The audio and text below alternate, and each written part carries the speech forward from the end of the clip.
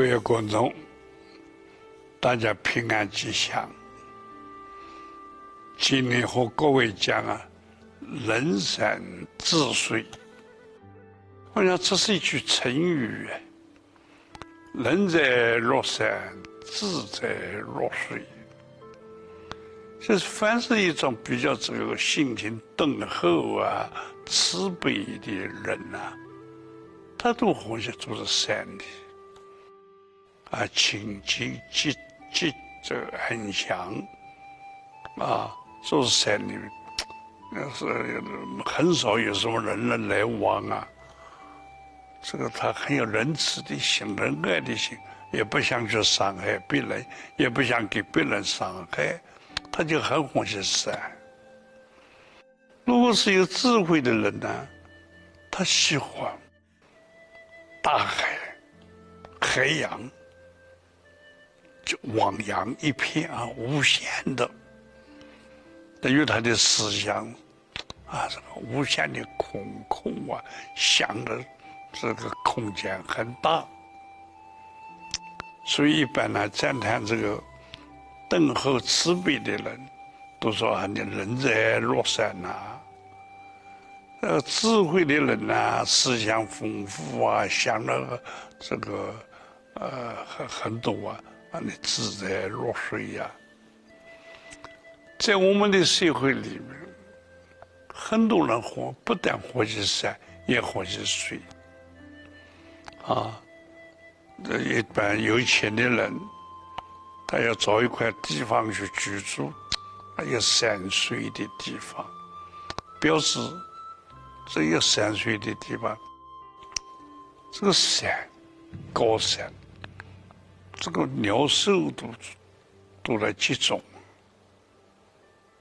山都如不动智慧落海在水边让自己的身心空旷所以这个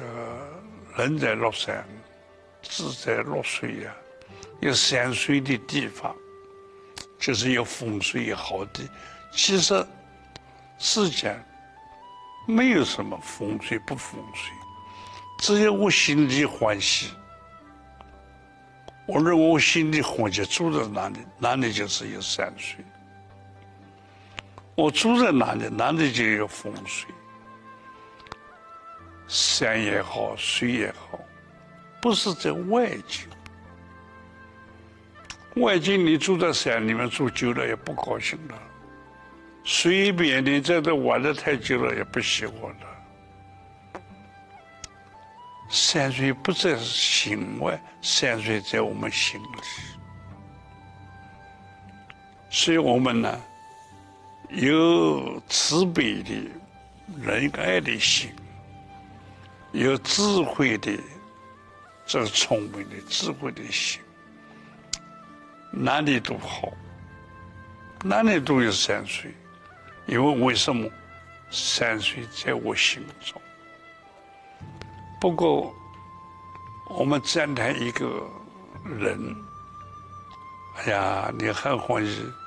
住在山上，人在落山你很欢喜住在水边，你很聪明志在落水他听了就很高兴。所以我们想到这个山水对人也很利益，对人很有帮助，所以我们可以我们可以欢喜山，欢喜水，也希望让天下的人都与山水结缘，